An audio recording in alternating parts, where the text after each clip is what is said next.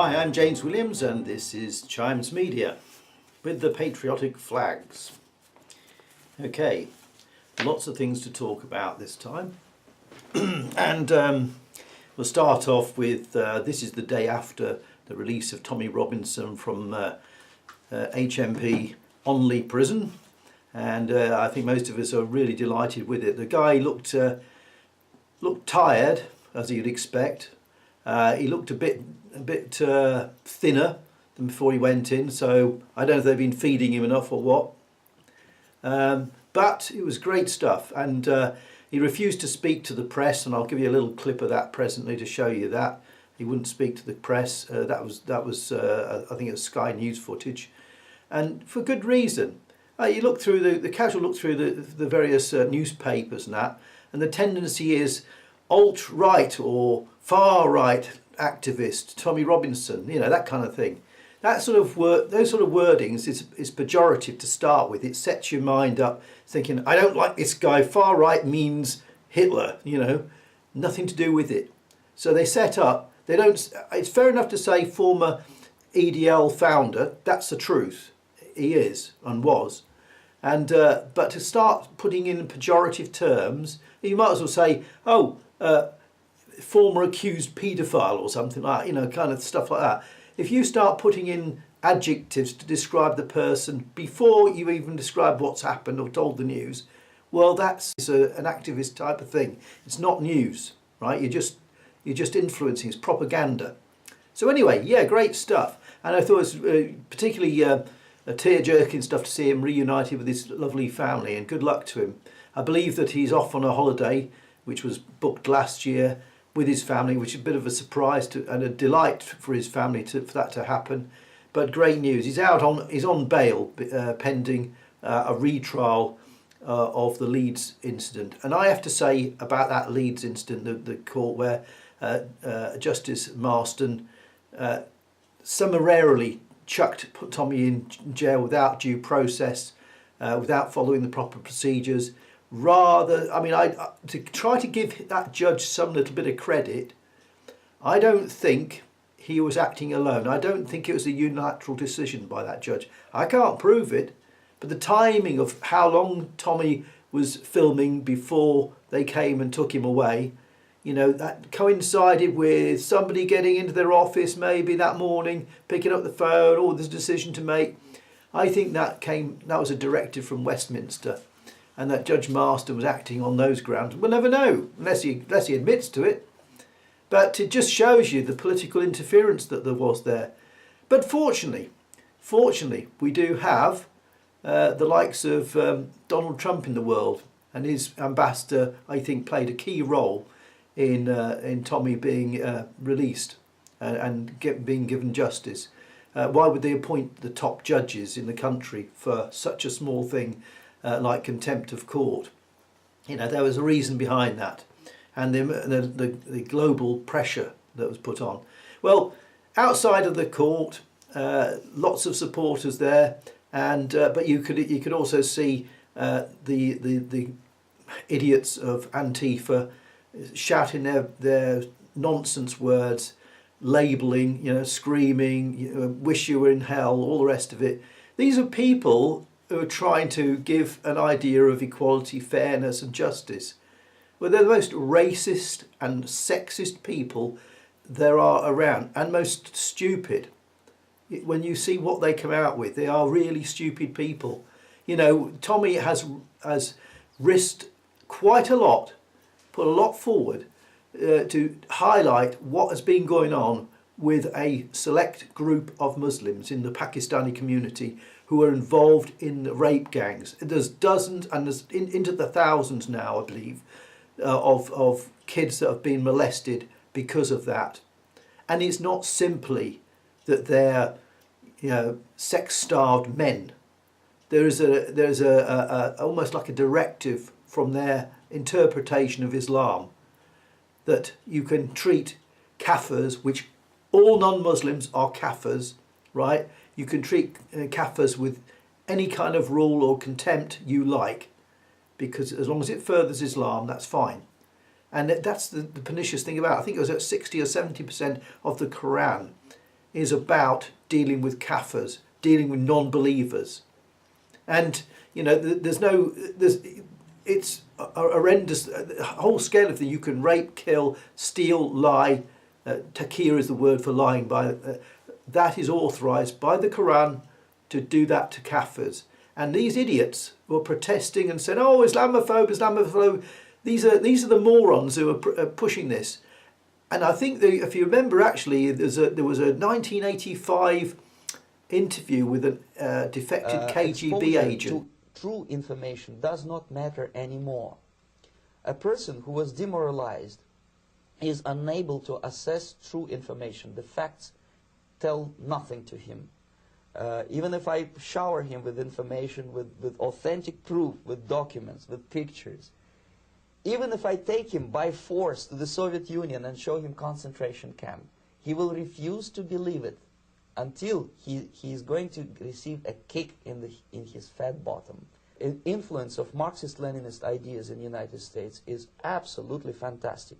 Your leftists in United States, all these professors and all these beautiful civil rights defenders, they are instrumental in the process of the subversion only to destabilize the nation. When their job is completed, they are not needed anymore. They know too much. Some of them, when they get disillusioned, when they see that Marxist-Leninists come to power, obviously they get offended. They think that they will come to power. That will never happen, of course. They will be lined up against the wall and shot. And who said basically, you don't realise you're the useful idiots, and you don't realise till you're the one in the line to go to the furnace that you were wrong all along.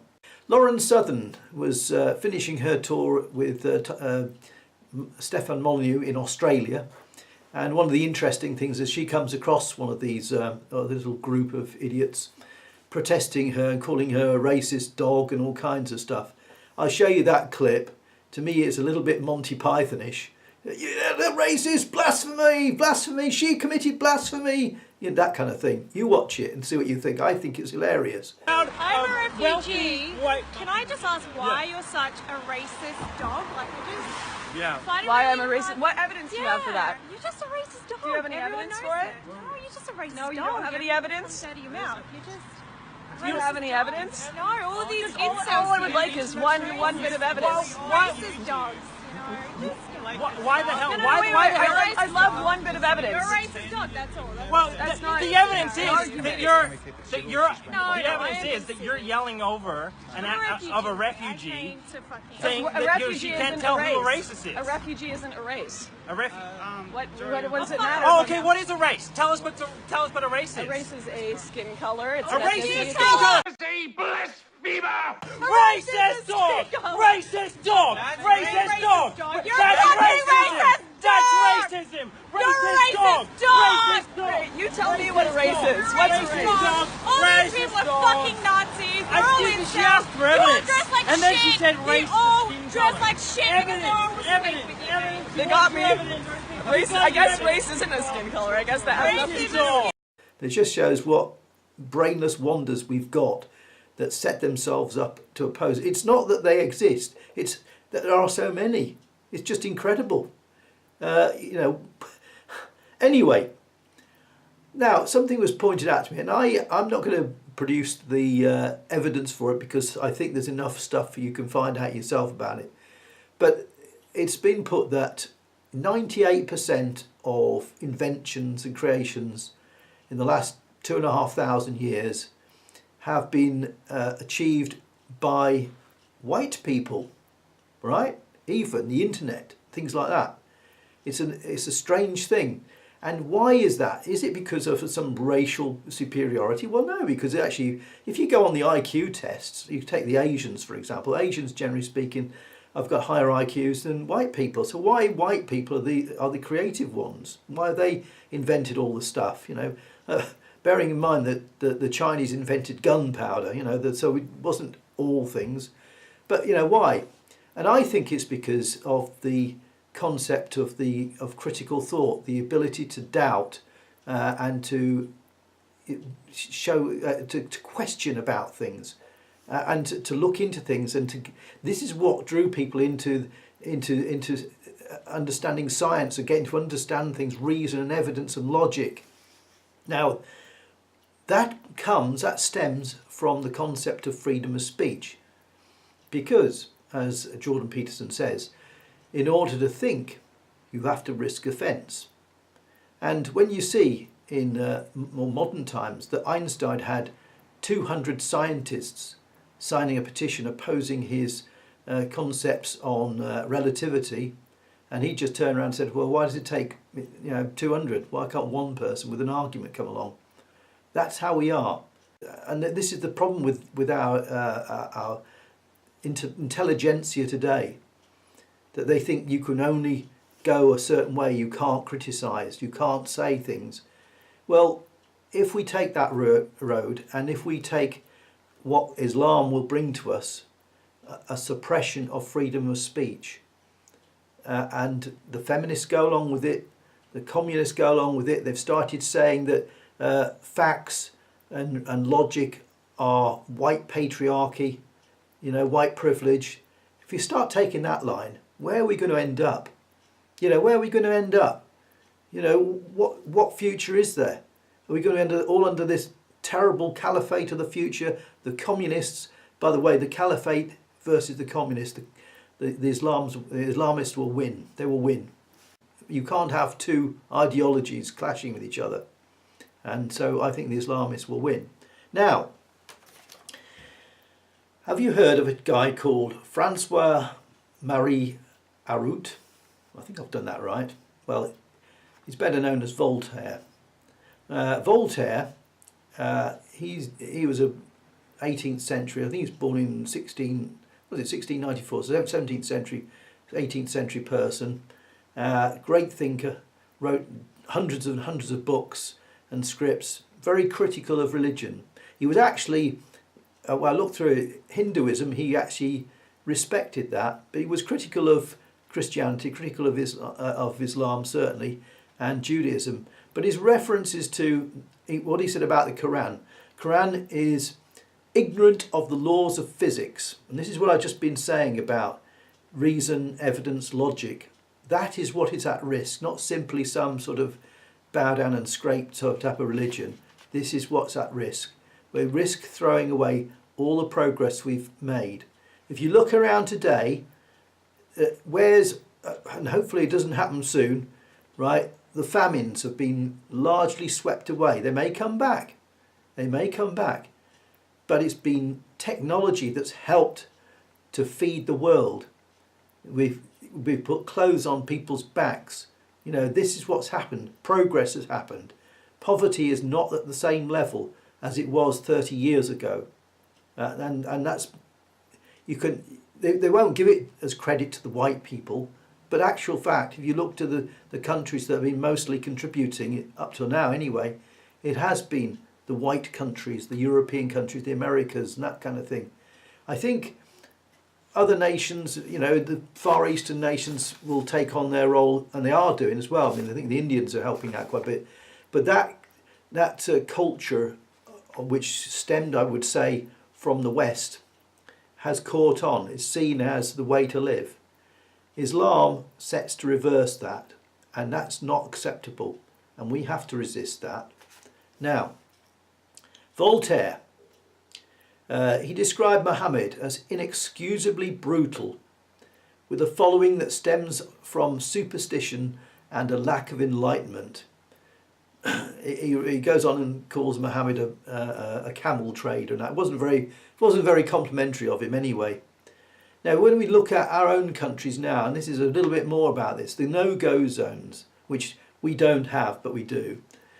Our no-go zones are areas where you can't walk through without being accosted, without being threatened, when you can't walk through of your own free will. You can't do it with an escort. You've got to do it on your own. If you can do it on your own, that's fine. It's not a no-go zone. But if you have to have police protection or bodyguards to walk through a certain area, that is a no-go zone. Don't care what they say. That's reality. That is basically an occupied territory. It's occupied territory, usually under Sharia law, and it's not acceptable. And our authorities, and some of them are starting to wake up. I don't know about Britain on that, they've been fast asleep like Sleeping Beauty for a long time. But some places are waking up to this. And we have to take those areas back. We have to make them so that they are free for all people, men, women, children, to be able to walk through those areas without fear or favour. You know, if a woman wants to walk through in a red dress through a Muslim area, she should not be harassed. But unfortunately, that sort of thing is a risk factor. Now, Steve Bannon has been making himself known in various circles. He's had a talk on LBC with Nigel Farage. He's urged Nigel Farage to get back into the fray and start battling. But Steve Bannon is the former chief advisor for the Trump campaign for 2016. He fell out with Trump or got sacked and that, but he's very pro-Trump. He understands his thinking. He's come to Europe and he's setting up an organisation called The Movement. The Movement is basically an anti-Soros. It's antidote to the Soros influence. George Soros has put millions and billions of pounds, dollars, euros into bringing about his new world order, which is basically about suppression of freedom of speech, open borders and all the other things that most people with any sense don't want. So Steve Bannon is setting up an organisation called The Movement based in Brussels to basically undermine the EU and also to give support to those political parties, individuals, people who wish to stand up and oppose what is going on to open the borders up and let millions of ungraded migrants come in, particularly of the Islamic variety. He's there to try and counteract things with his organisation. Of course, they don't like it. So there's a petition up which will go to Parliament. They have to get 10,000 signatures. Last time I looked at 9,900. So they're going to get a petition to Parliament to basically ban Steve Bannon from entering the UK. Well, I think we should write to your MPs and say, no, this guy should be allowed to come in. He's not a terrorist. He's got a different point of view to some people, but he's not a terrorist. I've got reservations about Steve Bannon, but why should you? Just because he's a threat to you. You're the fascists. You commie people are the fascists. Right, and just to make that point, this is a quote from Mussolini, who was the leader of the fascist party in Italy, as you know, if you know anything about history. He called the Italian army a criminal organisation designed to protect capitalism and bourgeois society. He got a letter from Lenin congratulating him for his efforts of setting up his fascist party. Fascism comes from the left. Fascism is a creature of the left. It's not from the right. It's a left-wing thing. Okay, just the same as National Socialism is. It's from the left. It's not from the right.